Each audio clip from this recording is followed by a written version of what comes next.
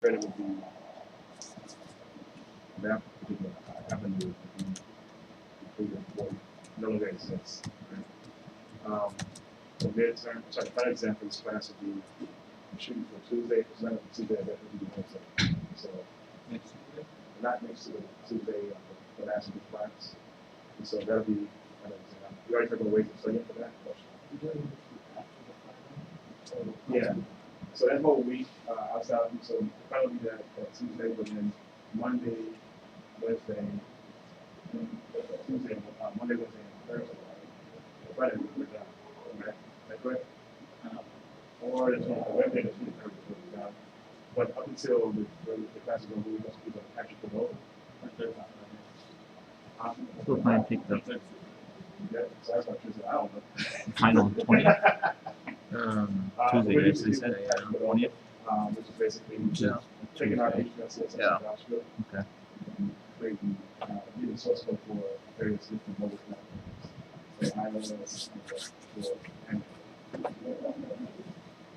And we also talk about some things like NPM, the Node Package Manager. And so there's a faster way of actually triggering the web project. This is command line. So we'll look at how to actually do this through command line. Also, we're triggering Apache development through command line, even Node.js. So it's a pretty neat thing to go do in that last week, some fun stuff, right? But it won't be anything to do. Like you don't have to actually make it won't be a required to actually make the application, mobile application. But I'll just take this example and I will walk through the process of up until we actually get the source of it. So that's how last week's gonna shake out. Most likely on the 23rd, we'll probably leave a little early. We'll come in, we'll review the final exam, and let's head out. Right? It won't be a full day class. So most likely that Friday, where it'll be a pretty fast class. Review the grades, and I think we'll get some water real quick, and I'll be right back. But as we're waiting, we're going to actually we pull the latest version of our class example. Today we're going to finish our class example, and then we're going to basically do some things with Sweet Alert. Somebody in my first class said, "Oh, there's a Sweet Alert 2." Okay, let's just do that one instead of and so we basically did the Sweet Alert 2. Some pretty nice functionality to our application. So we'll actually implement that into our web project today, and also include the delivery zone application. And the next week, we have one more lecture left, which is a lecture on objects. And we'll spend the first 3 days on that, and then we'll have 2 days, Thursday and Friday, to work on assignment number 6. So in-class assignment work on that, and part of Wednesday too. So those first 3 days, Monday, Tuesday, and Wednesday, we'll just do the last lecture, and that'll be it. So that's how the rest of the semester is going to shake out. Like I said, this time goes extremely fast after the Thanksgiving break. Like, we're almost done. Like, next week is the last full next week is our last week. Next week. We have 2 more weeks left. Let me actually push over the latest edition of our class example to the server.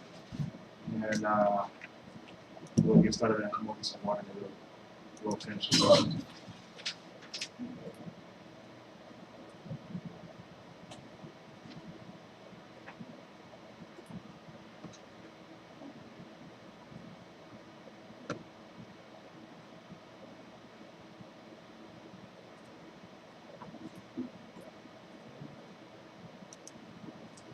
Right back.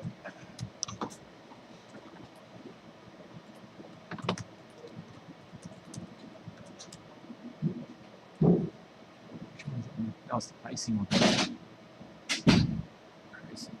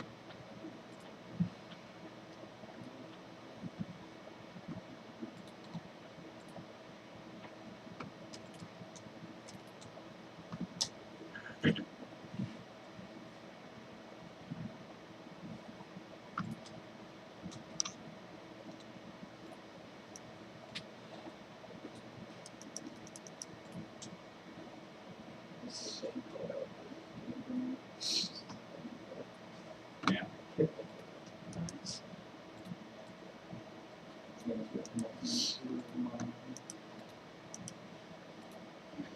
one I was seeing when the actual Pillar 5 was due. That one you hand out today? Yeah. Either tomorrow or the day after. I would have Actually, Monday then. probably. Tomorrow we don't have class. Right. Class, yeah. I remember doing that. That was scheduled for the weekend. Let's go ahead and get started here.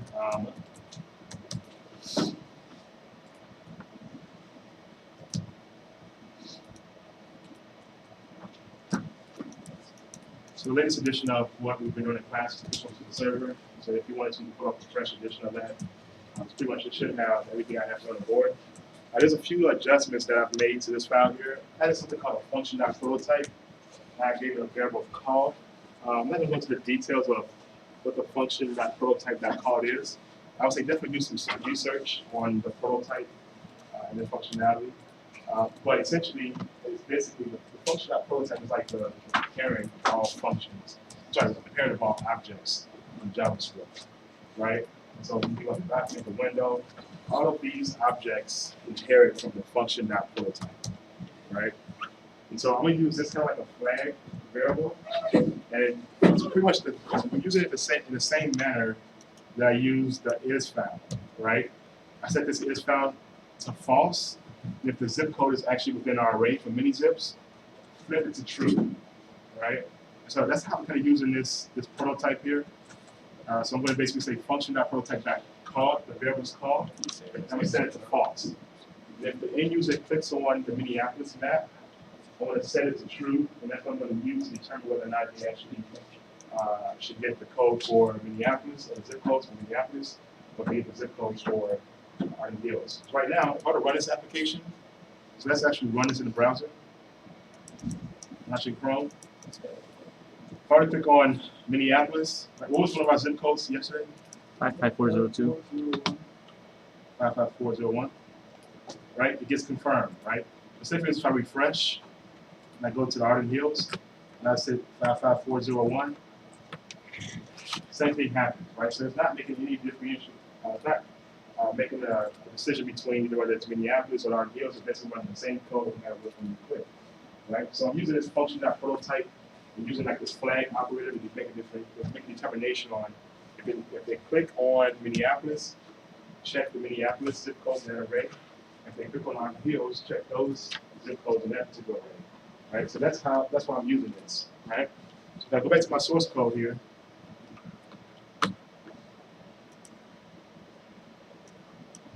outside of the functions here, I set the function.prototype.call to false. Like I said, the function.prototype is like a parent.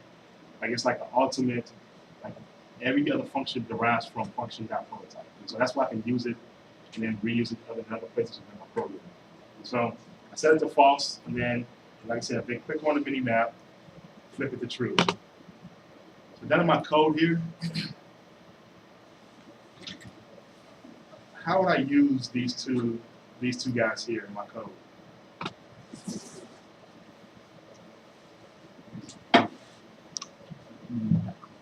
And where would I use them at to make a determination to say if it's Minneapolis? Obviously, we don't have the Arden Hills logic in here yet.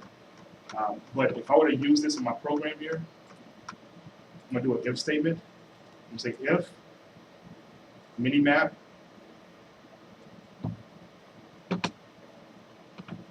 dot called is equal to true, right?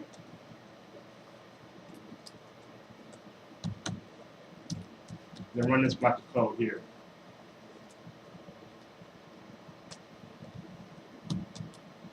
I'll tab this over.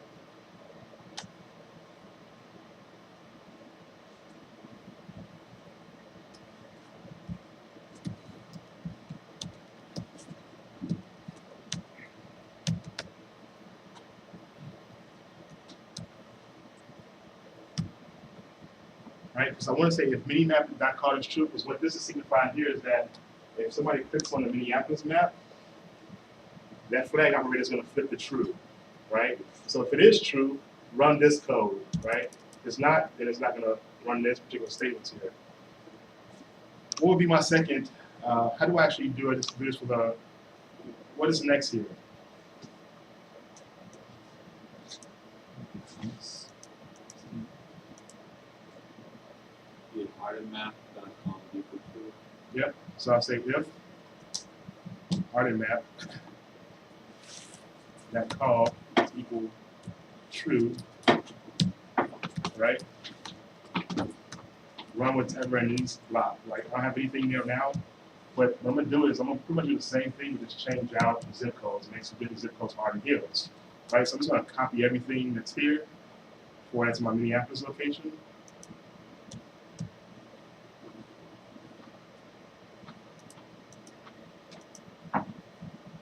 Now let's paste that in. There's a few things I want to change.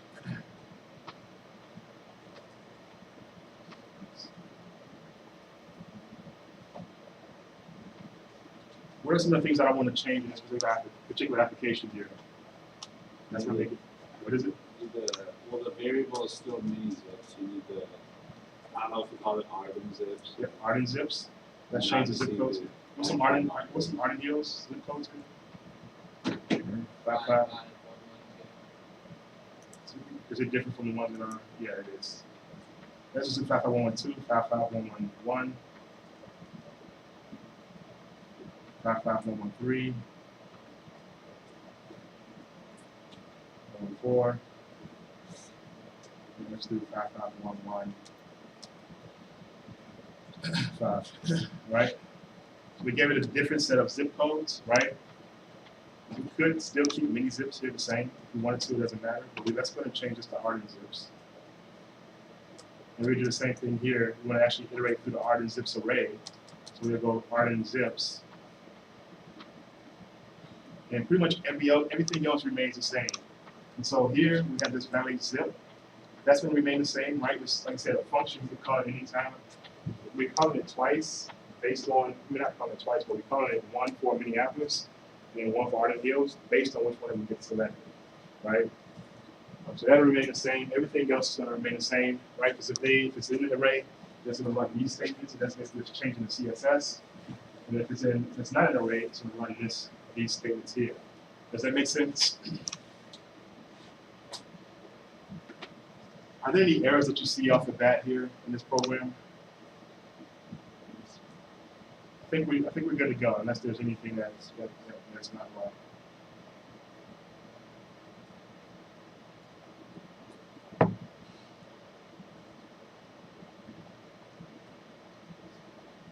Okay, let's save it. Let's just test out the functionality of our app. So let's run this. Actually go into let's refresh. And then if we click on, let's actually click on Minneapolis location here. We can test our validation, 5.5. The validation is still working, right, when we have 2 digits. What's one of the zip codes for Minneapolis that we put into our array? For 4.3? 401 Yes, and 2. 4.3 is one of them, right? And so 4.3 is one of those zip codes in our area code. And so we put 55112 for Arden Hills. So this should not actually give us a confirmed message, right? So this is basically we tested on our application. So we would give it to QA folks. They would do some unit tests on this, and they would basically run a number of different tests. But if we do 2, right, it's in the Arden Hills way, so everything seems to be a function of the way that we intend. Let's do the Arden Hills here. Let's check to make sure our functionality is working. And 2 variables, yeah. And 55112 is in our array. We need to confirm that. So everything is working the way we intend for it to work, which is pretty much almost in a sense, it's checking 2 different arrays, right? One for Minneapolis delivery locations, delivery zips, and then one for Arden Hills delivery locations. So that's, if I do an extra digit here, let's say 5, it gets us this message here, right? So I told you guys I'm going to use a JavaScript library called SweetAlert, right? There's another one like that called SweetAlert 2. It gives us this kind of prettier or more visually appealing alert box. So that's if you Google SweetAlert 2, it should take you there. Take you to this page here. You may decide to actually use this in your applications. I think it's a pretty cool collaborator somebody created. It's pretty neat. It actually gives some aesthetics to the alert box instead of that traditional window alert box there. So I showed this to you a couple days ago here. If you were to click on, for instance, try me, this will be the new alert that you would get, right?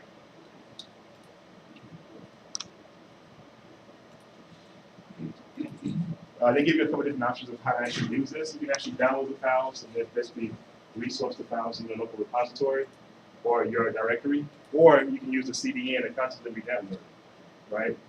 What is the content? I don't know what the CDN is. It's content of the network. So you can, here they have the CDN files. So you click on the CDN, they'll take you to this page here called JS Delivered, which is pretty neat. I never knew about this, so I've already copied the two files here, but what you should have when you come to this here is going to be basically this guy here and this guy here. They'll all be unchecked. These files here are the same as these two files. Whenever you see min, it's basically a minifier or what's the word? It's basically a condensed version. It's the same functionality, right? But a minimized file of a bigger file that we have here. So this has a lot more involved with the alert 2, but they've taken out the essential factors here for these two files. So these are lighter weight files, but essentially they're the same thing, but one is these two here has more stuff in it, right? Per se, for lack of better words. And these two files here are just what the essentials of what you need. Whenever you see min in a file like this, that's what that means. And so these things out here are pretty much the same thing. One is a lighter weight file, and this is a heavier file. So let's use the minimized versions of these files. If you click on two-way connection, you click on this guy here. It's going to bring this screen up here.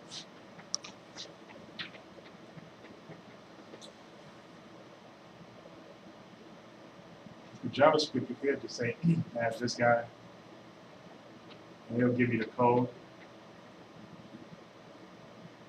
All right, so you have to actually type it out, but it'll just give you the code. You copy it for the script tag. I'm going to place both of these resource links within our header of our website.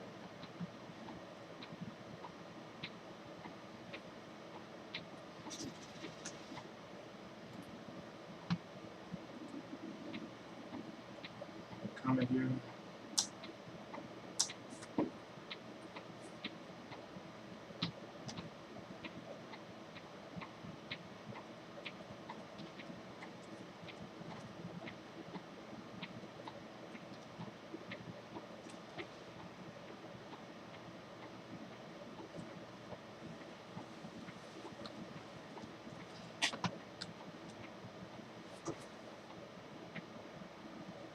So that's the script file there, and I'm going to take the CSS, so I'll copy that.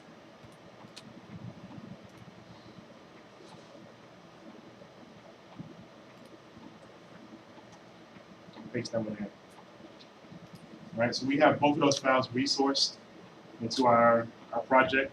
What's the downfall of using Content Delivery Network? It's more benefits than actually downfalls.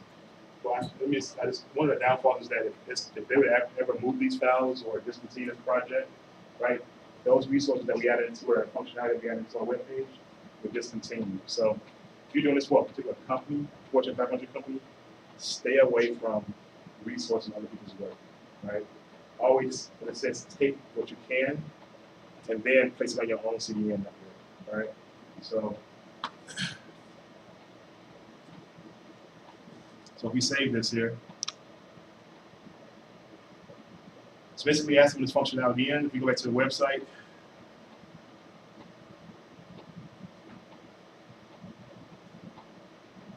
that's a Suite Alert. They give you a lot of different ways of how to include this, ways of including this into your project.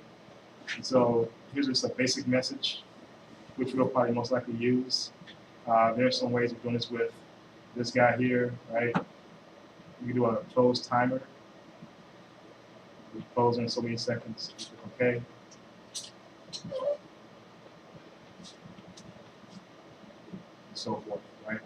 You can also style this to the way, to your liking. So some of you guys may want to actually include this within your application. That's totally fine. Here's one we have a yes, delete it, or no, cancel. But what we're going to do here is simply use this wall, right? That's how they're actually triggering the alert. So like they're using this wall in place of the alert. And so if we go to our project here and we scroll down, and this wall is like, I guess, short for sweet alert. And so we'll just put a comment here.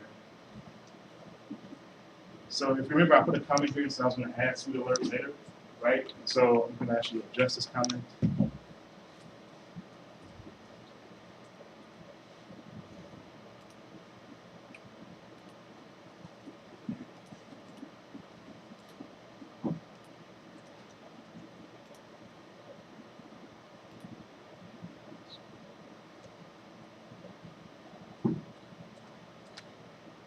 A lot of times what I do, and if I was going to I do this for a lot of, if I'm doing work for somebody else, just in case like down the line I actually, want to do something later for them, I typically put the address of where I got that library from, right?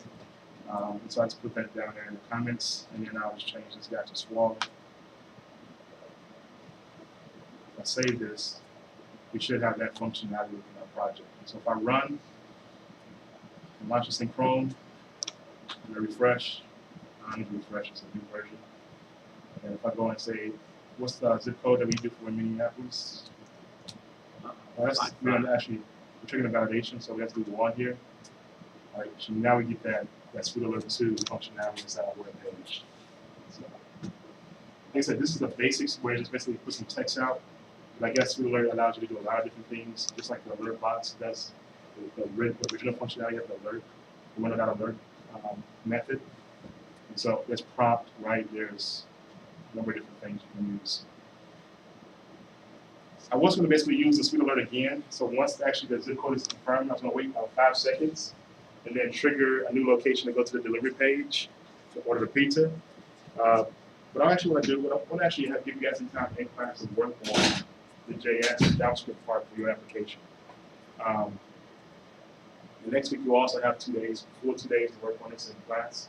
But I want to use some time today for you guys to use the rest of the class to basically work on your project. Don't take off, right? It's still class, right? So make sure you stay until the class is over, but use this time to actually work on chapter 6. Let me pause right here. Are there any questions? Next week we'll probably do a few more things with this class example with object-oriented or create some objects. So we'll go back to the pizza delivery, and then we'll create a person object and so forth. And then that'll be it for this class example. So, go ahead and use the rest of the class. Like I said, just don't cut out, right?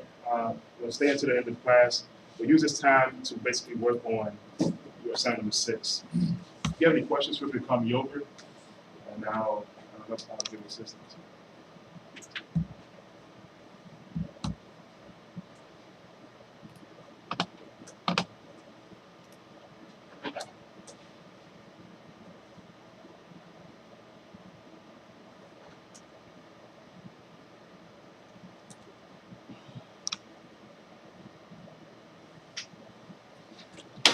Hey, Brady, can you hit those lights for me?